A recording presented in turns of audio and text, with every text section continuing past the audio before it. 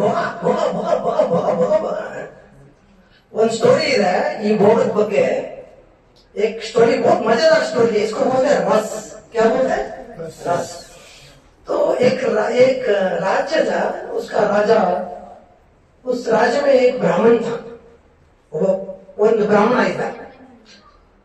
ब्राह्मण वो माँ भुवनेश्वरी को बहुत उपासना किया. एक दिन माँ भुवनेश्वरी उनके सामने आ गई. माँ भुवनेश्वरी और ಮುಂದೆ ಬಂದ್ರು. ಅವಾಗ ಅವ್ರು ಹೇಳ್ತಾರೆ, ನೀನ್ ಎಷ್ಟು ಚೆನ್ನಾಗಿ ನನಗೆ ಉಪಾಸನ ಮಾಡ್ತೀಯ, ಎಷ್ಟು ಚೆನ್ನಾಗಿ ಪೂಜೆ ಮಾಡ್ತೀಯ, ತಗೋ ಈ ಹಣ್ಣು, ಒಂದು ಹಣ್ಣು ಕಲ್ ದೇತಿ, ಈ ಹಣ್ಣು ತಗೊಂಡು ನೀನ್ ತಿಂದ್ರೆ ನಿನ್ ಆಯು ತುಂಬಾ ಜಾಸ್ತಿ ಆಗತ್ತೆ, ತುಮಾರಿ ಆಯು ಬಹುತ್ ಜ್ಯಾದಾ हो जाएगी. फिर क्या हुआ? वो जो राजा था, वो ब्राह्मण क्या बोला, मेरा जीवन तो मेरे को ज्यादा मतलब मेरे पास धन तो ज्यादा नहीं है, तो मैं तो स्ट्रगल कर रहा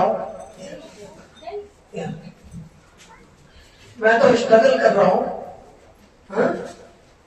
तो मैं क्यों ना राजा को दो, ನಾನು ರಾಜ ಕೊಡ್ತೀನಿ, ಅವರು ಬಂದು ನನ್ನ ಕೊಟ್ರೆ ಅವನು ನಮ್ಗೆ ಹಣ ಕೊಡ್ತಾರೆ. ಸೊ ಸದ್ಯಕ್ಕೆ ಪಾರಿವಾಳ ಇದ್ರೆ ಒಳ್ಳೇದು, ನಾಳೆ ದಿವಸ ನಮ್ಗೆ ಎಂತ ನವಿಲು ಸಿಕ್ಕಿದ್ರೆ ಅದು ಬೇರೆ ವಿಷಯ, ಬಟ್ ಸದ್ಯಕ್ಕೆ ನಮ್ಗೆ ಅಟ್ಲೀಸ್ಟ್ ಸ್ವಲ್ಪ ಕಾಸು ಸಿಗ್ಲಿ ಅಂದ್ರೆ it is better to have pigeon now rather than peacock tomorrow. ಆತರ ರಾಜ ಹತ್ರಕ್ಕೆ ಹೋಗಿ ಅವ್ರು ಹೇಳ್ತಾರೆ, ಅವನು ತುಂಬಾ ಫೇಮಸ್ ತಂತ್ರ ಇದು ಬ್ರಾಹ್ಮಣ. ಸೊ ರಾಜನ್ಗೆ ಹೇಳ್ತಾರೆ ದಟ್ ಈ ಮಹಾ ಭುವನೇಶ್ವರಿ ನನ್ನ ಕೊಟ್ರು, ಈ ಹಣ್ಣು ನೀವು ತಿಂದ್ರೆ ನಿಮ್ಮ ಆಯು ತುಂಬಾ ಜಾಸ್ತಿ ಆಗತ್ತೆ. ಸೊ आप समझ गए ना लोग? सो वो राजा ने क्या किया, राजा अपने रानी के साथ बहुत ज्यादा प्यार करता था. उसने बोला मेरा जीने का क्या फायदा, अगर मेरी रानी नहीं है तो मैं क्या जी के करूंगा, तो मेरी रानी जिएगी तो मैं खुश हूं. नन रानी इतने राजा ರಾಣಿ ಇಲ್ಲ ಅಂದ್ರೆ ಅವನಿಗೆ ತುಂಬಾನೇ ಅಟ್ಯಾಚ್ಮೆಂಟ್ ಇತ್ತು. ಅರ್ಥ ಆಯ್ತಲ್ಲ?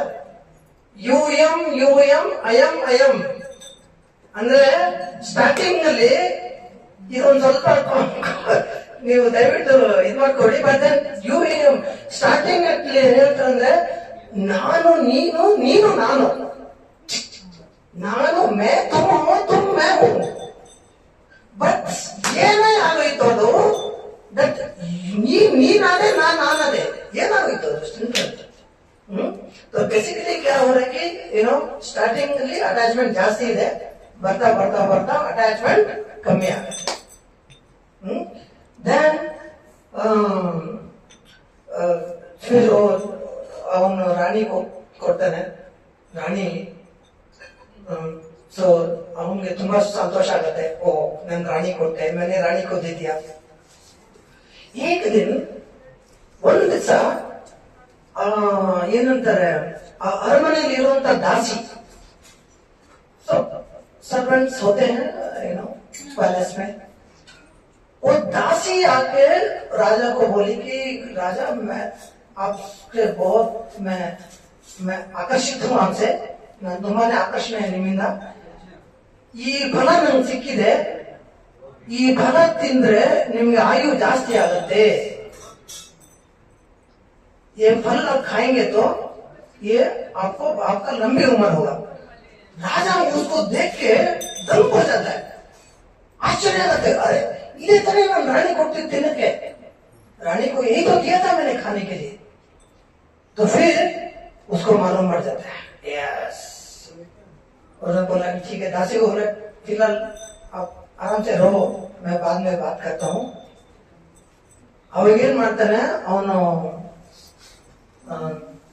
ಅವನಿಗೆ ದಾಸಿಗೆ ಹೇಳ್ತಾರೆ, ಈ ಹಣ್ಣು ಯಾರು ಕೊಟ್ರು ನಿಮ್ಗೆ, कौन दिया ये फल, वो बोला कि ये जो आपका सेनापति है, ये सेनापति मेरे से बहुत आकर्षित है, तो उसने मेरे को ये फल दिया.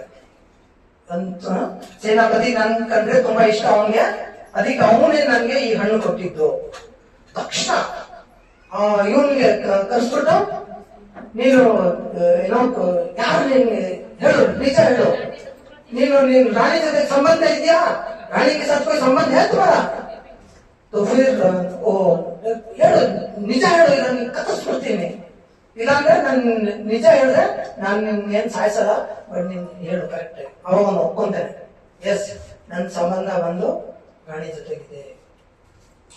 ಅವಾಗ ರಾಜನ್ಗೆ ಬೇಜಾರಾಗೋಗುತ್ತೆ. ಯಾರು ಹೇಳ್ದೆ ಕೇಳ್ದೆ ಸೀದಾ ಎಲ್ಲೋಟ್ ಹೋಗ್ತಾನೆ, ಕಾಡಿಗೆ ಹೊಟ್ಟೋಗ್ತಾನೆ. ಅಷ್ಟು ಬೇಜಾರಾಗುತ್ತೆ. ಅಂದ್ರೆ ಲೈಫ್ ಮೇ ಕ್ಯಾ ಹಾಗೆ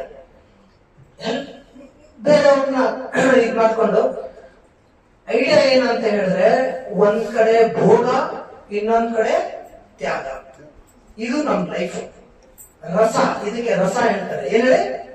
ರಸ ಅಂದ್ರೆ ನಾವು ಯಾರನ್ನ ಲೈಕ್ ಮಾಡ್ತೀವಿ, ಅವ್ರು ನೋಡಿದ್ರೆ ಅವ್ರು ಬೇರೆಯವ್ರನ್ನ ಲೈಕ್ ಮಾಡ್ತಿರ್ತಾರೆ, ಅವ್ರು ನೋಡಿದ್ರೆ ಇನ್ಯಾರನ್ನ ಲೈಕ್ ಮಾಡ್ತಿರ್ತಾರೆ. ಇದೇ ನಡೀತಿರೋದು.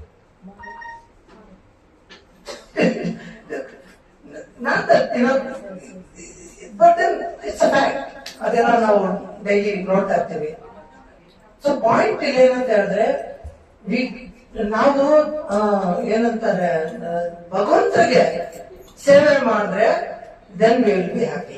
That is my point.